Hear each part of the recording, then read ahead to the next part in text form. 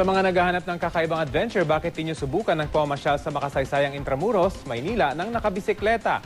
At ang kakaiba rito, bisikletang gawa sa kawayan ang inyong gagamitin o kung tawagi, bambike. Balita hatid ni Howie Severino.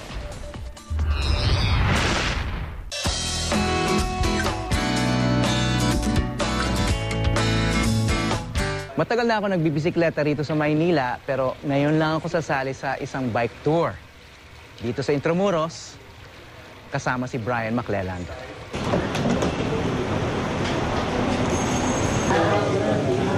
Hindi karaniwang bisikleta ang pang-bike tour na ito. What we're going to be riding is a bamboo bike made in the Gawad Kalinga community.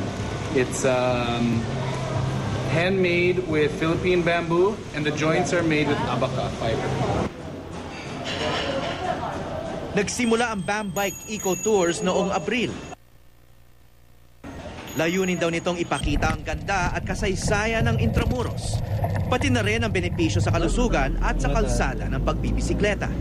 With Bambikes, we want to do a guided bike tour around yung mga historic sites para i-preserve na yung cultural heritage, showcase na yan, and then also to get people on biking. I-try natin, encourage yung healthy living, yung biking, safety sa mga kalye, and then, pedestrianization ng area.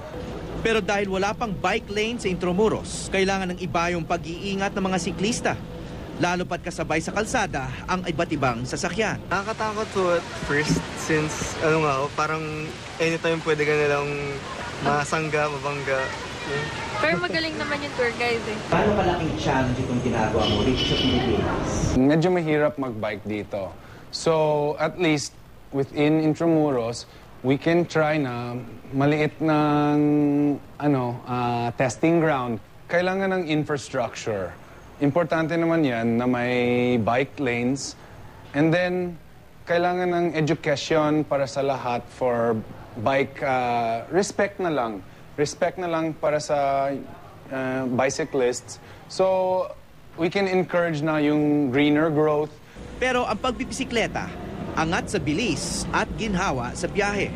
So, kumusta ang experience mo sa pagsakay ng bamboo bike? Nahirapan kasi ako mag-bike usually nung regular bikes. Pero itong bike na to parang magaan, saka madali siya gamitin.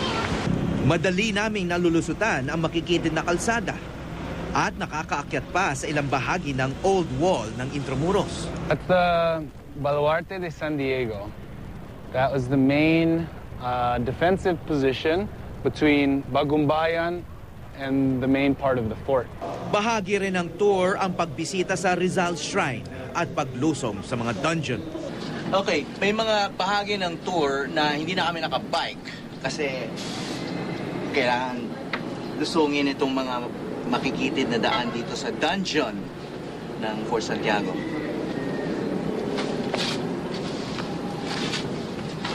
Pero ang pinakakakaiba sa lahat ang pagbibisikleta sa loob ng Maestranza Storehouse, ang dating bodega ng mga galyo.